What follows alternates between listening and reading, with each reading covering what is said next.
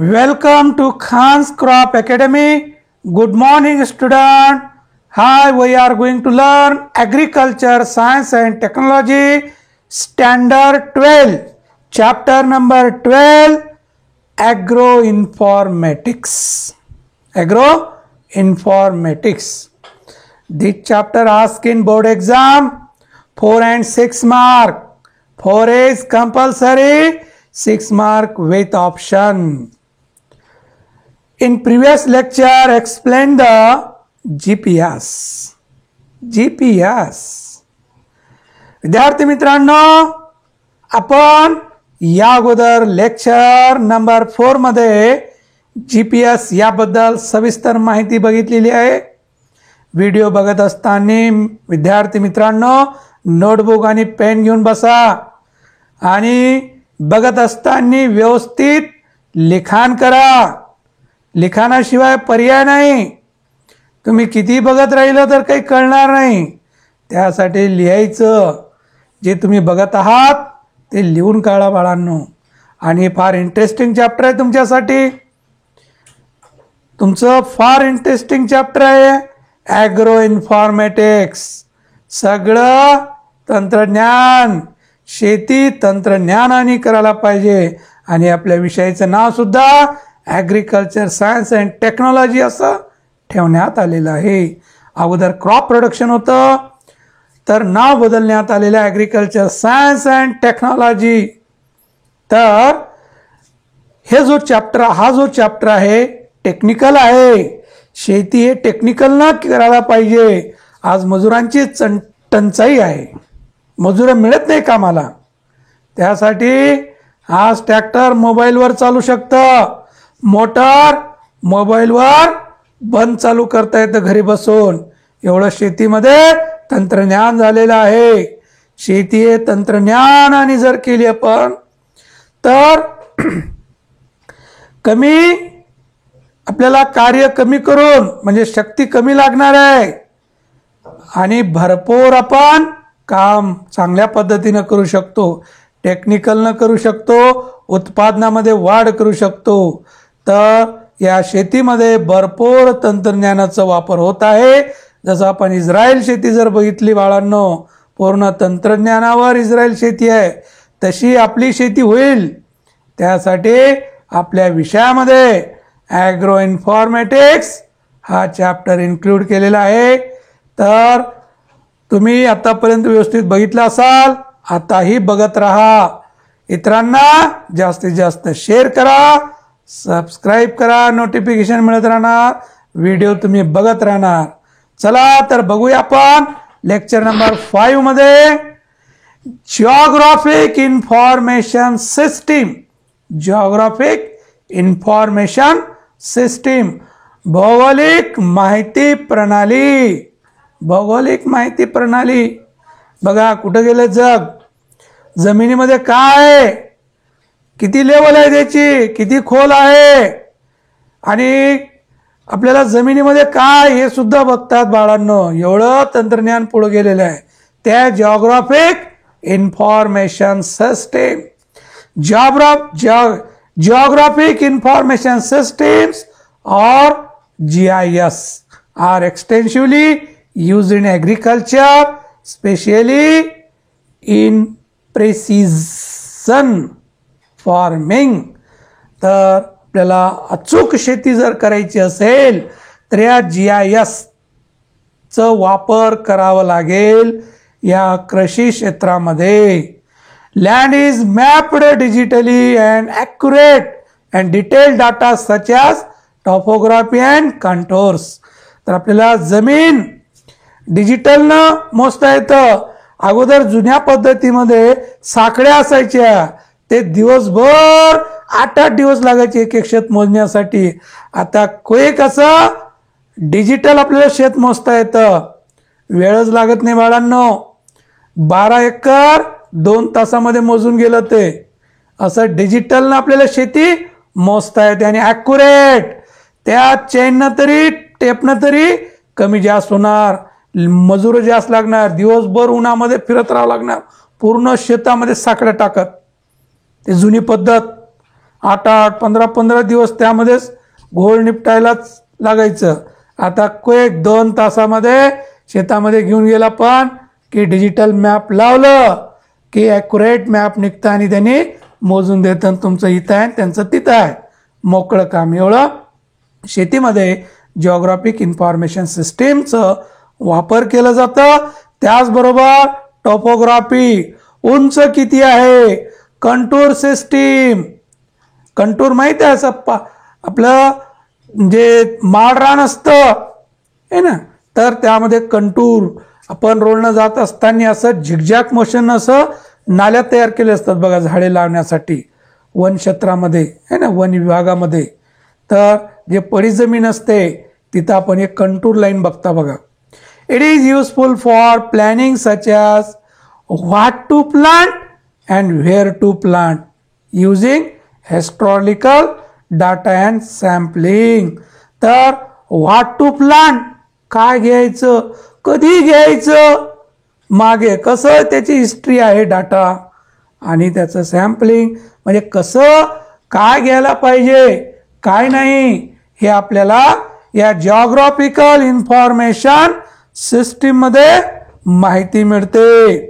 मोठ्या प्रमाणात वापरली जाते. ऐतिहासिक डेटा वापरून का लावायचे आणि कोठे प्लांटिंग करायचे यासारख्या पॉइंट, यासारखी माहिती उपयुक्त असणारी जी माहिती आहे ती माहिती आपल्याला या जिओग्राफिक इन्फॉर्मेशन सिस्टीमद्वारे मिळत राहते बाळांनो.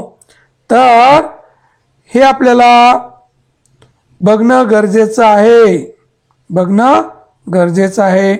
नेक्स्ट, तर या पद्धतीनं आपल्याला या मोबाईलद्वारे आपल्याला हे GIS बघता येतं.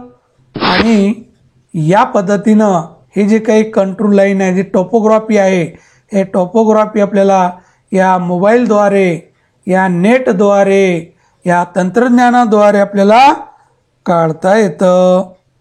तर या पद्धतीनं आपल्याला कंट्रोल लाईन सुद्धा काढता येते. कंट्रोल लाईन बघा आहे का, हे कंट्रोल लाईन असं लाईन जोडले आहे ना.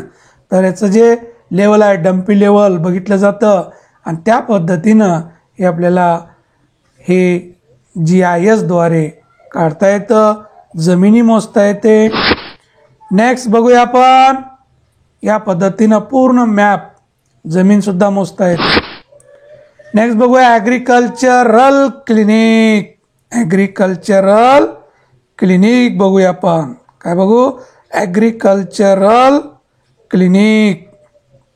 Agricultural clinic. The agricultural clinic are invited to provide expert advice and service to farmer on various aspects to enhance productivity of crop or animals and increase the income of farmer. तर agriculture clinic म्हणजे कृषी दवाखाने. कृषी दवाखाने ही जी संकल्पना आहे, जे शेतकऱ्यांचे जे प्रॉब्लेम आहेत हे प्रॉब्लेम सॉल्व करण्यासाठी हे कृषी दवाखाने उभारलेले आहेत. आणि ते ॲटोमोबाईल असतात, फिरते क्लिनिक सुद्धा असतं. जे काही शेतकऱ्यांचे प्रॉब्लेम आहे ते आपल्याला याद्वारे सॉल्व करता येतं. तिथं एक्सपर्ट असतं आणि ते एक्सपर्ट त्या शेतकऱ्यांचे जे प्रॉब्लेम आहेत ते प्रॉब्लेम सॉल्व होतं ते ॲग्रिकल्चरल क्लिनिकद्वारे. तर ते पिकाच्या बाबतीत असू द्या, प्राण्यांच्या बाबतीत असू द्या, त्यांचं सगळं माहिती हे ॲग्रिकल्चर क्लिनिक्सद्वारे त्यांचे प्रॉब्लेम सॉल्व करतात की जेणेकरून शेतकऱ्याचं उत्पादनामध्ये वाढ व्हावी आणि जास्तीत जास्त उत्पादन कसं मिळवता येईल आणि कसं जास्तीत जास्त प्रॉफिट मिळणार, आपलं शेतकरी दादा कसं श्रीमंत होईल, याद्वारे कृषी दवाखान्याद्वारे प्रत्येक शेतकऱ्यांचा प्रॉब्लेम मिटवण्यासाठी हे ॲग्रिकल्चरल क्लिनिक काम करतात. एक संकल्पना पुढं आलेली आहे की जेणेकरून शेतकऱ्यांना इकडं तिकडं न भटकता आणि जे शेतकऱ्यांना लुबाडणारे जे लोक आहेत त्यांच्यापासनं शेतकरी बचाव व्हावं यासाठी ॲग्रिकल्चरल क्लिनिक उभारलेले आहेत आणि याचं भरपूर शेतकऱ्यांना फायदा होत आहे. तर agricultural clinics provide support in the following areas. मग आता या कृषी दवाखान्याचं कोणकोणत्या क्षेत्रामध्ये कृषी क्षेत्रामध्ये कामाला येतं तिथं मी लिस्ट दिलेली आहे. सॉइल हेल्थ, जमिनीची सुरक्षा, जमिनीची हेल्थ, सॉइल हेल्थ फार महत्वाचं आहे. आज जमिनी नापीक बनत चाललेली आहे. जमिनीमध्ये किती रासायनिक खतं आपण वापरत आहोत आणि ती जी पुढची पिढी येणार आहे त्यासाठी जमीन उत्पादकता राहणार की नाही याची काळजी लागलेली आहे. यासाठी हे ॲग्रिकल्चर क्लिनिक सॉइल हेल्थबद्दल माहिती देणार. जे इंटिग्रेटेड न्यूट्रिएंट मॅनेजमेंट कसं करायला पाहिजे, जमिनीची भौतिक रचना, जमिनीची जैविक रचना, जमीन पाणी धरण्याची कॅपॅसिटी, पाणी निचरा होण्याची कॅपॅसिटी आणि जमिनीची सुपीकता कशी टिकून ठेवायला पाहिजे हे सॉइल हेल्थमध्ये शेतकऱ्यांना नॉलेज दिलं जातं. कारण बेस जी आहे ती जमिनीच आहे शेतकऱ्याची. जमीन टिकेल तर आपण टिकणार आहोत. जमीन जर नापीक बनत राहिली, असंच रसायनाचा आपण वापर करत राहिलो, एक दिवस जमीन नापीक होऊन बसणार आणि आपल्याला फार मोठं प्रॉब्लेम येणार. तर ते प्रॉब्लेम येऊ नये यासाठी आजच आपल्याला काळजी घेणं गरजेचं आहे. म्हणून हे ॲग्रिकल्चर क्लिनिक उभारलेले आहेत. क्रॉपिंग प्रॅक्टिसेस, पीक पद्धती कसं घ्यायला पाहिजे, तर जमिनीची सुपीकता टिकून ठेवण्यासाठी पिकाची फेरपालट करणे महत्त्वाचं आहे. कोणत्या पिकानंतर कोणते पिकं घ्यायला पाहिजे, जसं की लेग्युमिनस क्रॉप त्यानंतर नॉन लेग्युमिनस क्रॉप असं पॅटर्न ठेवायला पाहिजे. त्याचबरोबर मिक्स क्रॉपिंग, मिश्र पिके घ्यायला पाहिजे, आंतरपिके घ्यायला पाहिजे. सोयाबीन तूर लावतो आपण, कापूस तूर लावतो, असं उत्पादनामध्ये याचा फायदा होतं. तर क्रॉपिंग प्रॅक्टिसेस हे सुद्धा या ॲग्रिकल्चर क्लिनिक्सद्वारे शेतकऱ्यांना नॉलेज दिलं जातं. नेक्स्ट प्लांट प्रोटेक्शन, कोणते कीटकाला कोणतं कीटकनाशक फवारायला पाहिजे, त्याचा बंदोबस्त कसं करायला पाहिजे.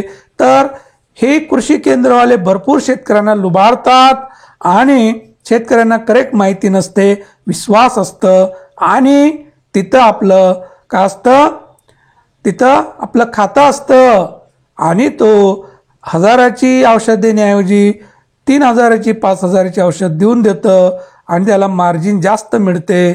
तर हे शेतकऱ्याला अशा पद्धतीनं लुबाडलं जातं.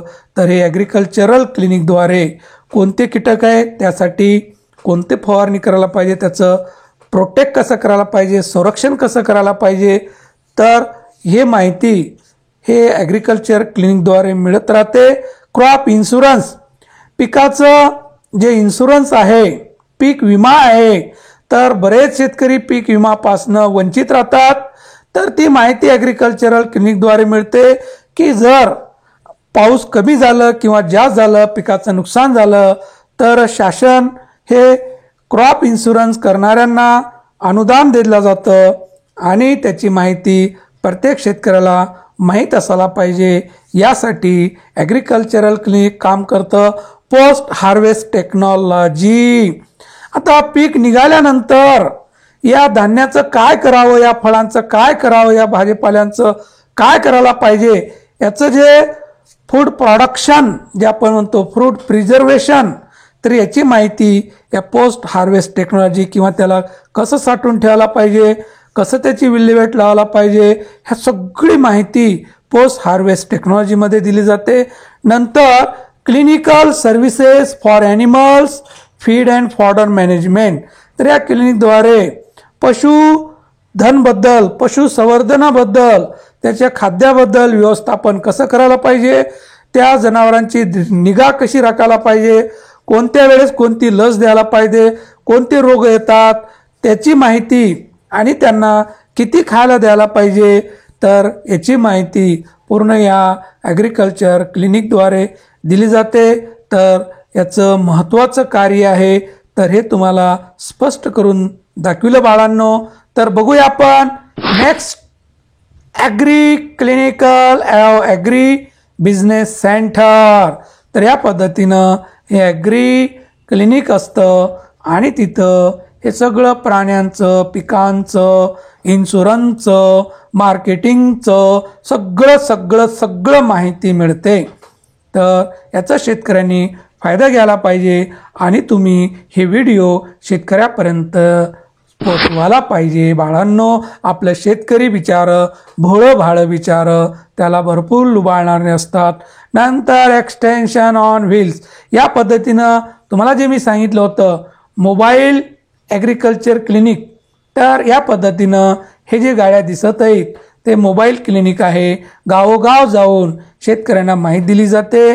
तर जे आपण बघितलं soil health, plant protection, cropping system आहे ना, नंतर ॲनिमल रेअरिंग वगैरे, फीड अँड फॉडर मॅनेजमेंट, ह्या सगळी बाबी हे मोबाईल क्लिनिकद्वारे, ॲग्रिकल्चर मोबाईल क्लिनिकद्वारे शेतकऱ्यांना माहिती दिली जाते. आणि तुमच्या गावामध्ये असं गाडी आलेली असेल किंवा आली नसेल किंवा येणार, तर हे आहे ॲग्रिकल्चरल क्लिनिक.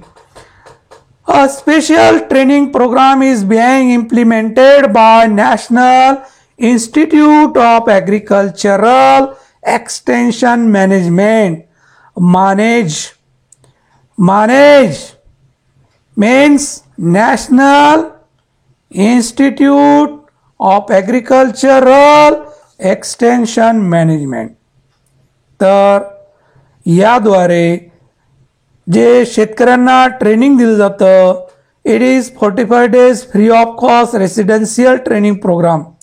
यांचं कार्य आहे की जे नवीन टेक्निकल आलेलं आहे ते टेक्निकल शेतकऱ्यापर्यंत पोहोचवण्यासाठी गावामधले काही होतकरू आणि जे शिक्षण घेतलेले बेरोजगार असे जे असतील विद्यार्थी, यांना कृषीविषयक 45 दिवसाचं फ्री ट्रेनिंग आणि राहतं खातं दिलं जातं. आणि आणखीन त्यांना candidates can avail bank loan up to 20 lakhs with subsidy of 36% for general category and 44% for SC and ST category and women's also. तर नवीन असं मशरूम कल्टिवेशन आहे, गोट फार्म आहे, सेरिकल्चर आहे, लॅग कल्चर आहे, वर्मी कंपोस्ट आहे, green house आहे, असे जे नवीन टेक्निक आहे हे राबवण्यासाठी जे बेरोजगार युवक आहेत यांच्यासाठी शासन हे ट्रेनिंग देऊन त्यांना सर्टिफिकेट दिलं जातं आणि त्या सर्टिफिकेटच्या आधारे यांना लोन दिलं जातं 20 लाखापर्यंत, जेणेकरून यांनी कुटीर उद्योग चालू करावं, शेती संलग्न व्यवसाय चालू करावं आणि आपलं उदरनिर्वाह करावं किंवा इतरांना नोकरी मिळवून द्यावं. या उद्देशाने शासन काय करतं, उद्योजक बनवतं आणि यामध्ये सबसिडी दिली जाते. ओपन असेल 36%, कॅटेगरीमध्ये असेल SC किंवा ST कॅन्डिडेट आणि वुमेन असेल त्यासाठी 44% सबसिडी ठेवलेली आहे की जेणेकरून त्यांना पैसे नसतात उद्योग उभारण्यासाठी, तर इनिशियली स्टार्टिंग शासन त्यांना पैसे देतं आणि ती सबसिडीसुद्धा देतं, नंतर ते भरलं जातं. तर अशा पद्धतीनं आपल्याला जास्तीत जास्त उद्योग उभारण्यासाठी उद्योजक तयार करायचे आहे की जेणेकरून एक उद्योजक हजारो लोकांना काम देतं. तर शासनाची नोकरी मागण्यापेक्षा शासन काय करतो, उद्योजक बनवण्याचा प्रयत्न करतो. परंतु आपली मानसिकता फक्त गव्हर्नमेंट नोकरी मिळावं ही असते, आपल्याला नोकर राहावं असं वाटतं, तर आपण इतरांना नोकरी द्यावी अशा पद्धतीनं या ॲग्रिकल्चरमध्ये, या ॲग्रिकल्चर सायन्स अँड टेक्नॉलॉजीमध्ये हे 6 चॅप्टर उद्योजकच्या दृष्टीनं बिझनेस येऊन उभारलेले आहे. परंतु आपली नाळ व्यावसायिक नसल्यामुळं आपण तिकडं जात नाही आणि नवीन यांना टिकू देत नाही. त्यामध्ये चिकाटी जिव्हाळा असायला पाहिजे तर तो माणूस टिकू शकतं, नाहीतर बापाच्या जीवावर करणं हे नसतं. बरेच दुकानं लावून आणखीन उठून जातात बाळांनो. दरवर्षी बघतो आपण नवीन दुकानं लागतात आणि ते चालले जातात, दुसरे नवीन येतात. तर जमत नाही. यासाठी बेस्ट वे आपण ट्रेनिंग घ्यायला पाहिजे. अगोदर कोणत्याही गोष्टीची ट्रेनिंग आपण स्वतः तिथं राबवायला पाहिजे. तर असे भरपूर आपण उदाहरणं बघतो की आपल्या भारत देशामधलं सगळ्यात सोन्याचं व्यापारी, त्याचा मुलगा घर सोडून दुसऱ्या राज्यामध्ये जाऊन तिथं वर्ष दीड वर्ष त्यांनी राहून, नोकर राहून, नंतर तो आपल्या दुकानावर बसत आहे. तर याला म्हणतात व्यवसाय. आपल्याला काय वाटतंय, बापाने द्यावं 10-15 लाख आणि मी व्यवसाय करतो आणि 2 वर्षामध्ये उठून जातो. हे असं नसतं. व्यवसाय हे त्यामध्ये स्किल नॉलेज लागतं, आहे की नाही. कोणी उठून सुटून बिझनेस करणार चालणार नाही. लक्षात, हे बोलणं सोपं आहे, त्यामध्ये उतरणं महत्वाचं आहे बाळांनो. त्यासाठी आपण उतरायला पाहिजे. छोट्या व्यवसायामधून मोठं व्यवसाय करायला पाहिजे. अगोदर आपण मोठं व्यवसाय बघतो आणि मग छोटं होऊन जातो, तर असं बर्बाद होऊन जातो आपण. तर बघूया आपण next, agricultural technology information centre, कृषी तंत्रज्ञान माहिती केंद्र, ATIC. काय बघत आपण, ॲग्रिकल्चरल टेक्नॉलॉजी इन्फॉर्मेशन सेंटर, कृषी तंत्रज्ञान माहिती केंद्र. It is a single window support system linking with research centre to solve the problem of farmer. या सेंटरवर शेतकऱ्यांचे जे प्रॉब्लेम आहेत ते संशोधनाद्वारे सोडवण्याचा प्रयत्न करतात. असं का होतं, त्याच्या पाठीमागचं सोल्युशन का आहे, हे संशोधन करून सर्च करून तर तो प्रॉब्लेम सॉल्व केलं जातं. Services provided by ATIC, services provided by ATIC, diagnostic services for soil and water testing, plant and livestock health. तर यामध्ये पाण्याची चाचणी करणे, वनस्पती त्याचं हेल्थ, वनस्पतींचं, प्राण्यांचं हेल्थ याबद्दल त्याचं डायग्नोसिस करणे, supply research product such as seeds and other planting material. तर त्यामध्ये वेगळं संशोधन बियामध्ये आणि जे काही प्लांटिंग मटेरियल आहे त्याचं, नंतर पोल्ट्री स्ट्रेन आहे, लाईव्हस्टॉक ब्रीड्स आहे, फिश सीड आहे, प्रोसेस प्रॉडक्ट आहे. हे नवीन याच्यामध्ये संशोधन करण्यासाठी जे काही शेतकऱ्याचे प्रॉब्लेम आहे ते संशोधन करून, रिसर्च करून हे प्रॉब्लेम सॉल्व केले जातात, की जेणेकरून शेतकऱ्याचा जास्तीत जास्त फायदा कसं होईल या दृष्टीने इथं संशोधन केलं जातं. Cell of publication and communication materials as well as audio visual aids produce by the research organisation. Cell of publication and communication material. तर शेतकऱ्यापर्यंत जे काही पोचवण्याचं जे काही मीडिया आहेत, जे काही ऑडिओ व्हिज्युअल ॲड्स आहेत, हे तयार करणे, विकणे, त्यांच्यापर्यंत ते माहिती घेऊन जाणे, हे ॲग्रिकल्चर टेक्नॉलॉजी इन्फॉर्मेशन सेंटर यांचं काम आहे. तर विद्यार्थी मित्रांनो, या